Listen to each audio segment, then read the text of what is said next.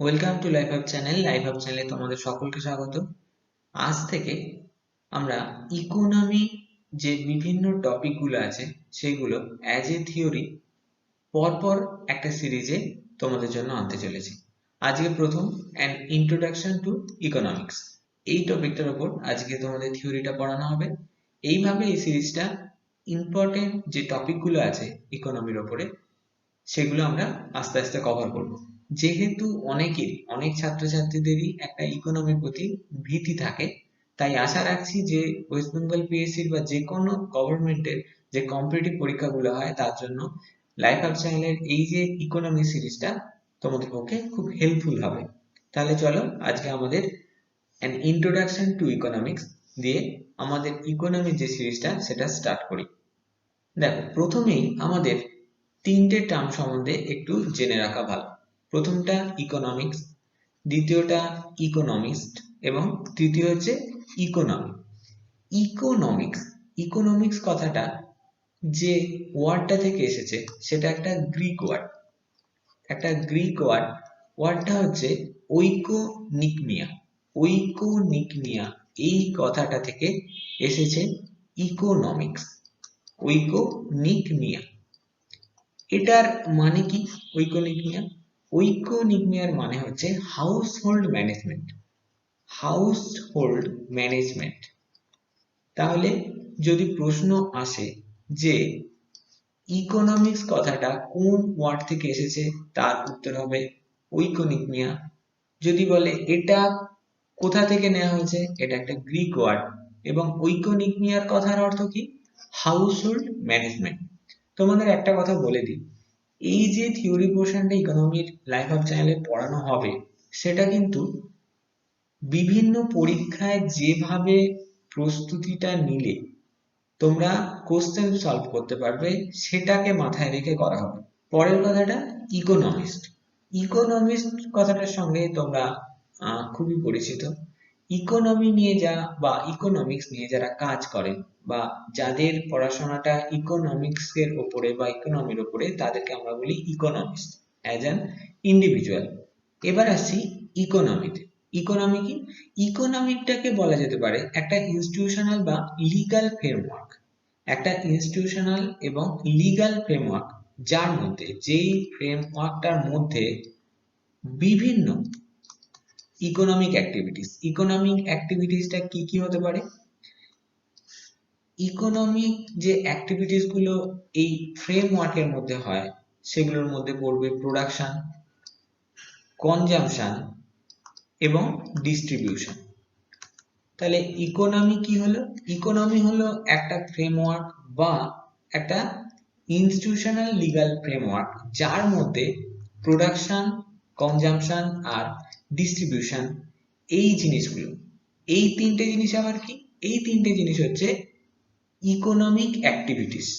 Economic activities এর মধ্যে পড়ে এই তিনটে জিনিস, প্রোডাকশন, কনজাম্পশন আর ডিস্ট্রিবিউশন। এই কাজগুলি, প্রোডাকশন, কনজাম্পশন আর ডিস্ট্রিবিউশন কাজগুলো যে লিগ্যাল ফ্রেমওয়ার্কের মধ্যে হয় সেটা হচ্ছে একটা ইকোনমি।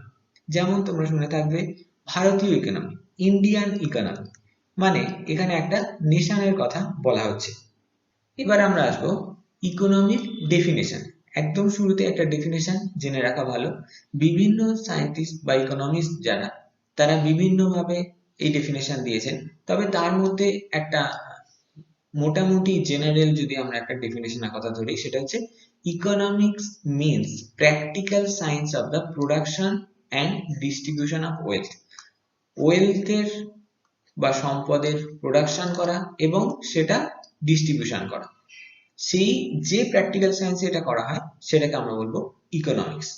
বিভিন্ন যে সমস্ত ইকোনমিস্ট আছেন তারা ইকোনমিক্সকে কিভাবে ডিফাইন করেছিলেন সেগুলো পরীক্ষার পারপাসে অনেক ক্ষেত্রে ইম্পর্টেন্ট। যেমন ধরো অ্যাডাম স্মিথ ইকোনমিক্সকে যেভাবে ডিফাইন করেছিলেন সেটা হচ্ছে economics is concern with an inquiry into nature and causes of the wealth of nations and is related to the laws of production, exchange, distribution and consumption of wealth. তাহলে Adam Smith কি বলেছিলেন as a definition of economics? an inquiry into the nature and causes of the wealth of nation। এই wealth of nations এই কথাটা একটু মাথায় রাখবে, কেন পরে তোমাদের বলে দেবো। wealth of nations and is related to the laws of কি, কিসের উপর ভিত্তি করে বা কিসের লটা আমাদের জানা দরকার না, laws of production, exchange and distribution। এবং এরপরে কি হবে, ডিস্ট্রিবিউশন পর্যন্ত গেল, তারপরে কি হবে না, কনজাম্পশন। জেবি সে ইনি বলেছিলেন economics is the science of production, distribution and consumption of wealth. Economics is the science of production, distribution and consumption of wealth. দেখো কিছু কিছু ইকোনমিস্টের এই যে উক্তি বা কোডগুলো ডেফিনেশনের, তোমাদের বিশেষ মেন্স এই লেভেলের পরীক্ষায় কিন্তু সেখান থেকে প্রশ্ন আসতে পারে। এমনি পরীক্ষাগুলোর ক্ষেত্রে এই কোড থেকে কে এটা বলেছে সেটা অতটা আসেনি। এরপরে আমরা আসবো জ্যাকব ভেন্টার। জ্যাকব ভেন্টার এই ইকোনমিস্ট কি বলেছিলেন ডেফিনেশনে, ইনি সহজ এবং একদম সরাসরি এর একটা ডেফিনেশন ইকোনমিক্সের দিয়েছিলেন। সেটা কি, ইকোনমিক্স ইজ হোয়াট ইকোনমিস্ট, মানে ইকোনমিক্স কি না, যেটা ইকোনমিস্ট যারা তারা যেটা করে সেটাই হচ্ছে ইকোনমিক্স। যারা ইকোনমিস্ট মানে যে সমস্ত ইন্ডিভিজুয়াল পার্সনসরা ইকোনমিস্ট, তারা যেটা নিয়ে কাজ করে সেটাই হচ্ছে ইকোনমিক্স, একদম সহজ সরল। এরপরে আমরা জানবো লিওনেল রবিন কি বলেছেন। লিওনেল রবিন ইনি বলেছিলেন economics is a science of scarcity. Economics is a science of scarcity. Scarcity কথাটার মানেটা তোমাদের জানা দরকার। স্কারসিটি কথার মানে হচ্ছে যদি কোনো জিনিস যতখানি প্রয়োজনীয় তার থেকে কম থাকে তখন আমরা বলবো সেটা স্কারসিটি আছে। যতখানি দরকার তার থেকে যদি কম থাকে that means there is scarcity. তো লিওনেল রবিন কি বলেছিলেন, economics is a science of scarcity. যে সমস্ত ইকোনমিস্টের কথা তোমাদের আগে বললাম তাদের মধ্যে অ্যাডাম স্মিথ অত্যন্ত গুরুত্বপূর্ণ। ছোট থেকে বড় বিভিন্ন পরীক্ষায় এনাকে নিয়ে প্রশ্ন আসে। এখন আগের স্লাইডে বললাম যে ওয়েলথ অফ নেশন, এই কথাটা তোমরা মাথায় রাখবে। কেন এটা মাথায় রাখবে, তার কারণ সরাসরি প্রশ্ন আসে ওয়েলথ অফ নেশন বইটা কে লিখেছিলেন, সেটা হচ্ছে অ্যাডাম স্মিথ। পুরোটা যদি বলি বইটা, সেটা হচ্ছে an enquiry into the nature and causes of wealth of Nations. এটাকেই কমনলি রেফার করা হয় ওয়েলথ অফ নেশনস বলে। তাহলে প্রথম জিনিস মাথায় ঢুকলো, ওয়েলথ অফ নেশনস কে লিখেছেন, অ্যাডাম স্মিথ 1776-এ। বুঝতেই পারছো অনেকদিন আগেকার ব্যাপার, কিন্তু 1776-এ তিনি লিখেছিলেন ওয়েলথ অফ নেশনস। অ্যাডাম স্মিথকে বলা হয় father of economics. Father of economics বিভিন্ন পরীক্ষায় এটা এসছে বহুবার যে ফাদার অফ ইকোনমিক্স কাকে বলে, Adam Smith. Father of political economy কাকে বলে, তাহলে ফাদার অফ পলিটিক্যাল ইকোনমিও কিন্তু বলে অ্যাডাম স্মিথকে। ফাদার অফ ইকোনমি বললেও যা উত্তর, ফাদার অফ পলিটিক্যাল ইকোনমি বললেও সেই একই উত্তর। আবার কেউ যদি বলে আরেকটু অ্যাড করে দিই, ফাদার অফ ক্লাসিক্যাল ইকোনমি, যদি প্রশ্ন থাকে ফাদার অফ ক্লাসিক্যাল ইকোনমি কে বা ক্লাসিক্যাল ইকোনমিস্ট কাকে বলা হয়, সেটা উত্তর অ্যাডাম স্মিথ। কেন ইম্পর্টেন্ট অ্যাডাম স্মিথটা, বুঝতে পারছো? এবার আমি তো বললাম ফাদার অফ ক্লাসিক্যাল ইকোনমিস্ট, ইনি হচ্ছেন ফাদার অফ ক্লাসিক্যাল ইকোনমিস্ট। তো আরো বেশ কিছু ফেমাস ক্লাসিক্যাল ইকোনমিস্টের নাম আমরা জেনে নেব। একজন ইনি অ্যাডাম স্মিথ, পরের জন হচ্ছেন ডেভিড রিকার্ডো। ডেভিড রিকার্ডো ইনি কিসের জন্য বিখ্যাত, ইনি রেন্ট থিওরি দিয়েছিলেন। ডেভিড রিকার্ডো রেন্ট থিওরি দিয়েছিলেন, ইনিও ক্লাসিক্যাল ইকোনমিস্ট। এখন কিন্তু যে নামগুলো আমি বলবো সেগুলো সবই classical economist, including Adam Smith. এরপর আর একটা নাম তোমাদের জানা দরকার, জেবি সে। এই নামটাও বলেছিলাম যেখানে আমি ইকোনমিক্সের ডেফিনেশন দিয়েছিলাম। ইনি দিয়েছিলেন মার্কেট থিওরি। জেবি সে দিয়েছিলেন মার্কেট থিওরি বা মার্কেট ল। জন স্টুয়ার্ট মিল, এটা হচ্ছে ফোর্থ নেম, জন স্টুয়ার্ট মিল, ইনিও একজন ফেমাস ক্লাসিক্যাল ইকোনমিস্ট। ফিফথ, টি আর ম্যালথাস। টি আর ম্যালথাস, এই ম্যালথাস নামটা মনে রেখো, ভেরি মাচ ইম্পর্টেন্ট। ইনি পপুলেশন থিওরি দিয়েছিলেন। পপুলেশন থিওরি, তাহলে কি কি হলো? অ্যাডাম স্মিথ সম্বন্ধে তো আগেই বলে দিলাম। ডেভিড রিকার্ডো, তিনি দিয়েছিলেন রেন্ট থিওরি। জেবি সে, ইনি দিয়েছিলেন মার্কেট থিওরি বা মার্কেট ল। আর টি আর ম্যালথাস, ইনি দিয়েছিলেন পপুলেশন থিওরি। পপুলেশন থিওরি থেকে ডাইরেক্ট কোশ্চেন আসে, এইগুলো একটু হায়ার লেভেলের পরীক্ষায় আসে, কিন্তু পপুলেশন থিওরি বিসিএস প্রিলি বা মিসলেনিয়াস এখান থেকে কোশ্চেন দিতেই পারে। অ্যাডাম স্মিথ যখন পড়া হচ্ছে, এই টার্মটার সম্বন্ধে তোমাদের একটু জেনে রাখা ভালো। ল্যাসেস-ফেয়ার, এটা কি? এটা দিয়েছিলেন, মানে এই টার্মটা দিয়েছিলেন অ্যাডাম স্মিথ। মাথায় রেখো, প্রশ্ন আসে যে ল্যাসেস-ফেয়ার, হু কয়েন্ড দ্য টার্ম ল্যাসেস-ফেয়ার? উত্তর হবে অ্যাডাম স্মিথ। এখন এই ল্যাসেস-ফেয়ারের কনসেপ্টটা কি? এটা হচ্ছে একটা ইকোনমিক সিস্টেম যেখানে গভর্নমেন্ট কোন রকম ইন্টারভেনশন থাকবে না। বিভিন্ন যে ইকোনমিক অ্যাক্টিভিটিস গুলো আছে সেখানে গভর্নমেন্ট কোন রকমের ইন্টারভেনশন করবে না। That will be cause laissez faire. এই ল্যাসেস-ফেয়ার জিনিসটা ক্যাপিটালিস্টিক ইকোনমি, দেখো ইকোনমি অনেক ধরনের হয়, মিক্স ইকোনমি, ক্যাপিটালিস্টিক ইকোনমি, এইভাবে, ওটা নেক্সট দিনে পড়াবো।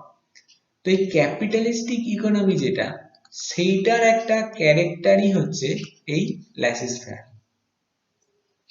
এবং এখান থেকে আরেকটা প্রশ্ন আছে এই ল্যাসেস-ফেয়ার থেকে, invisible hand theory. Invisible hand theory, এটা কে দিয়েছিলেন? ইনভিজিবল হ্যান্ড থিওরি দিয়েছিলেন সেই অ্যাডাম স্মিথ। এখন এই ইনভিজিবল হ্যান্ড থিওরিটা কিরকম, এটা একটুখানি দেখে নি। সেটা হচ্ছে, ধরো তুমি কোনো একটা স্টার্ট আপ খুললে, তো স্টার্ট আপ খুললে সেই স্টার্ট আপকে বাড়ানোর জন্য কি দরকার? সেই মোটিভেশনটা কোথা থেকে আসবে যে হ্যাঁ আমি স্টার্ট আপ খুললাম, এটাকে আমাকে বাড়াতে হবে? সেই মোটিভেশনটা আসবে তোমার প্রফিট ম্যাক্সিমাইজেশনের কথা থেকে। তুমি যদি তোমার প্রফিটকে ম্যাক্সিমাইজেশন বা সব থেকে বেশি বাড়াতে চাও, সেক্ষেত্রে কি হবে? তুমি চাইবে তোমার স্টার্ট আপটা বাড়ুক। তো এই প্রফিট ম্যাক্সিমাইজেশন করার যে চাহিদা, যে চিন্তাটা, সেটাই হচ্ছে মোটিভেশন। তোমার স্টার্ট আপকে বড় করার মোটিভেশন কোনটা? যে আমি প্রফিটটা বাড়াবো, এটা হচ্ছে তোমার মোটিভেশন। এই যে প্রফিট ম্যাক্সিমাইজেশনটা তোমাকে মোটিভেট করছে, সেটাই হচ্ছে invisible hand theory. Okay, next, Alfred Marshall. Alfred Marshall, আচ্ছা আমরা আগে এখনো পর্যন্ত অ্যাডাম স্মিথ পর্যন্ত যে সমস্ত ইকোনমিস্টদের কথা বলেছি, তারা সবাই ক্লাসিক্যাল ইকোনমিস্ট ছিলেন। তো ইনি হলেন নিও ক্লাসিক্যাল।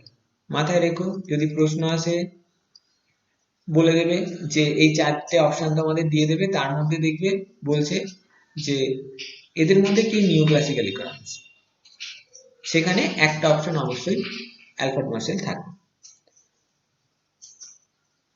অ্যালফ্রেড মার্শাল 1890 খ্রিস্টাব্দে, মাথায় রেখো 1890 খ্রিস্টাব্দে একটা বই লেখেন। বইটার নাম কি? The principal of economics. The principal of economics. এবং ইনি বলেছিলেন যে economics is A social science. Economics is A social science, এই উক্তিগুলো একটুখানি মনে রাখবে কারা, যারা WBCS মেন্স দিতে যাচ্ছ তাদের জন্য এটা কিন্তু ইম্পর্টেন্ট। এই ধরনের উক্তি থেকে বললো যে এটা কে বলেছে। নিওক্লাসিক্যালটা যে কোনো ধরনের পরীক্ষাতে আসতে পারে, নিওক্লাসিক্যাল ইকোনমিক্স অ্যালফ্রেড মার্শাল, এটা মাথায় রেখো। এনাকেই বলা হয় ফাদার অফ নিওক্লাসিক্যাল ইকোনমিক্স। যদি প্রশ্ন আসে ফাদার অফ নিওক্লাসিক্যাল ইকোনমিক্স কাকে বলা হয়, উত্তর হবে অ্যালফ্রেড মার্শাল। এবার আমরা জানবো JM কেনিস, এনাকে বলা হয় ফাদার অফ মডার্ন ইকোনমিক্স। তাহলে আমরা প্রথমে জানলাম ক্লাসিক্যাল, তারপরে নিও ক্লাসিক্যাল, এখন এলো modern. Father of modern economics, সরাসরি প্রশ্ন আসে ফাদার অফ মডার্ন ইকোনমিক্স কাকে বলা হয়। তিনি 1936-এ তিনি কেইনিসিয়ান থিওরি দিয়েছিলেন। যে বইটা তিনি লিখেছিলেন সে বইটার নাম জানাটা আমাদের পক্ষে খুবই অত্যাবশ্যক। The general theory of employment, interest and money. The general theory of employment, interest and money। এটা জেম কেনিসের লেখা বই, যেটা তিনি 1936-এ লিখেছিলেন। ইকোনমির যে ইন্ট্রোডাকশনটা সেটা আমরা এখানে শেষ করলাম। আমরা পরপর, যেমন প্রথমেই বলেছিলাম, আমরা পরপর ইকোনমিক বিভিন্ন থিওরি বেসড ভিডিও আনতে থাকবো এবং আশা রাখছি এগুলো তোমাদের পক্ষে খুবই হেল্পফুল হবে। যারা এখনো লাইফ হাব চ্যানেলকে সাবস্ক্রাইব করনি তাদের বলবো খুব তাড়াতাড়ি লাইফ হাব চ্যানেলকে সাবস্ক্রাইব করে নাও এবং যদি ভালো লাগে তাহলে অবশ্যই আমাদের ভিডিওগুলোকে লাইক এবং শেয়ার করো।